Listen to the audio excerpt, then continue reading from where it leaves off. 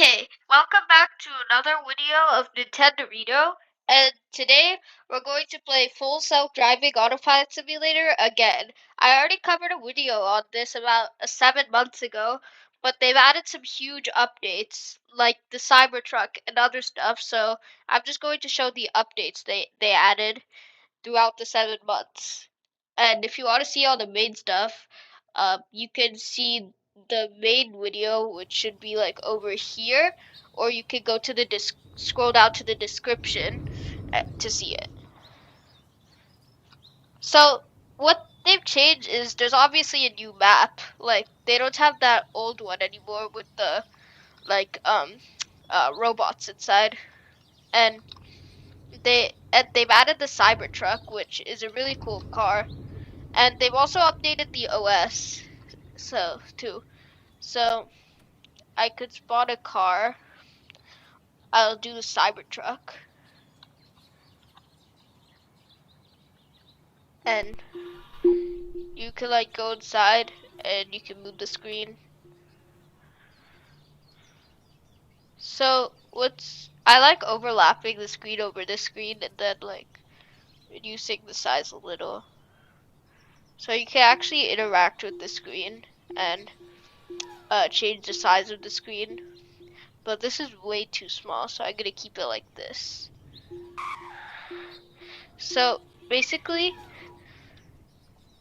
you can they've now changed the OS a little, so now like the charging is here and the stuff is here, and I'll put a side by side comparison of the OS on the screen right now, so you can look at it. And they've added all these new features that I'm going to cover, so you could lock it and unlock it.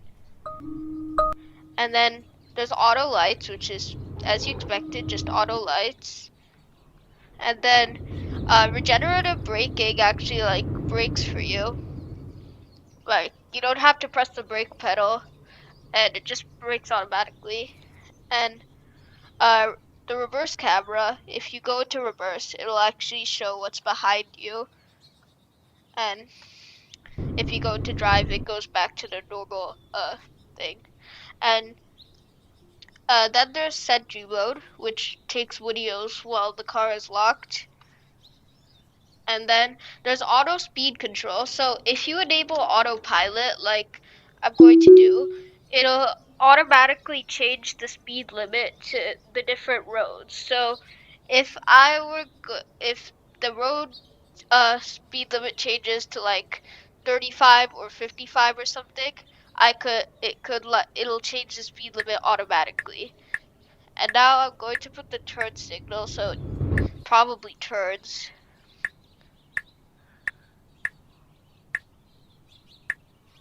So it's going into the left turn lane, and now it's gonna turn into the new road.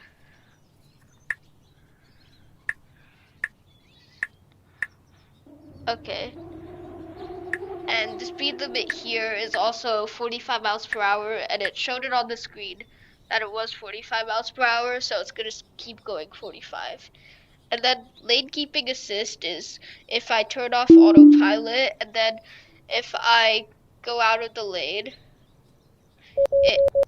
it'll like make a noise and use the steering wheel to put me back in the lane, even though I'm not on autopilot. And then full self-driving view is like the full self-driving, like if you buy the feature on a real Tesla, it'll show a different view, like on the screen.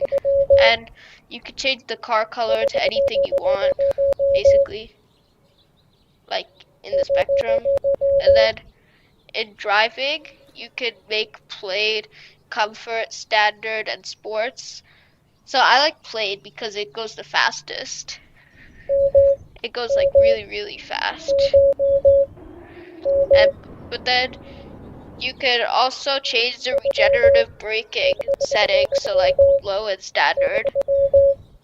So if I turn on regenerative braking, it'll automatic, like in standard, you'd like never need to press the brake.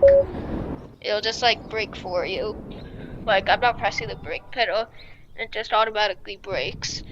And now, there's a really huge update that they added other than the settings, and they've added an actual map on the screen that you could like look at and zoom in and out. They didn't have that in my last video. And then you can actually, if you buy the self-driving feature with Robux, you can actually like pick a place to navigate to, like the EV station, and then it'll like actually like show like it on the map of the screen, and I think that's really cool, and that must have been like really hard to code. And that's one of the biggest things they've added.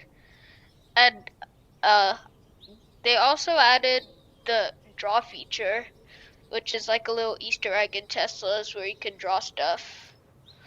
And then there's Boombox where you can just like add a sound ID for a random song. I don't know, but see if that works. And then you can change the sound of the horn, I think, to whatever sound you make it. And those are like the main updates: OS, the settings, and the actual map here. But then they also added some new places in the map. So there's the dealership, which was always there, the campsite, which is like a charger station, and then the cafe, which is uh there, and then I and then they also I don't know if I mentioned this in the last one, but there's also summon, which I can show you. So if I turn off autopilot, then I like park the vehicle, I can get out of the car and then like run somewhere. And then if I take the phone, and it's cool because like in the new iPhones they have the dynamic island. They also added that in here, like as an iPhone, and also a Tesla widget, so you can unlock it and go to the Tesla app, and then you could use a summon to summon it and play it forward. So basically, um, my car is over there if you can see it, and then if you do play it forward, it'll just like it's flipping around. It'll like go in plane mode like really fast and try to come to you, but it's like pretty hilarious as how it tries, because it's gonna spin out all the time, and it really sometimes takes a long time for it to come. And there it is.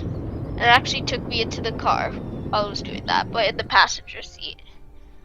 So that is all of the major updates in Tesla Autopilot Simulator. Bye.